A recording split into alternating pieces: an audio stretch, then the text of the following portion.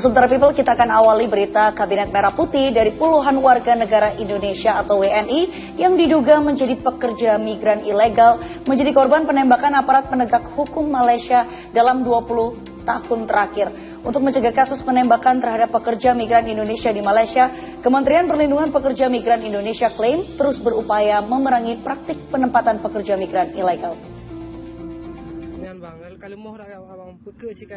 Lembaga Swadaya Masyarakat Pemerhati Pekerja Migran, Migran Care mencatat sejak tahun 2005 hingga 2025 terjadi 75 kasus penembakan warga negara Indonesia di Malaysia.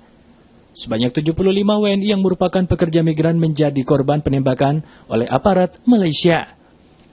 Menanggapi banyak WNI yang menjadi korban penembakan aparat Malaysia, Kementerian Perlindungan Pekerja Migran mengklaim terus berupaya melindungi WNI yang menjadi pekerja migran di negeri jiran.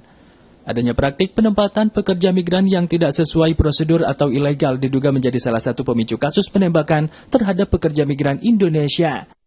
Upaya pencegahan terus kita lakukan. Tentu ini masalah yang penanganannya tidak hanya dengan kami ya, tapi kita juga dengan semua metode upaya-upaya pencegahan mulai dari tahap sosialisasi, kemudian upaya-upaya pencegahan keberangkatan, kemudian bagaimana kita berkoordinasi dengan aparat penegak hukum untuk melakukan upaya-upaya penegakan hukum terhadap para calo atau sindikat yang terlibat dalam proses penempatan secara.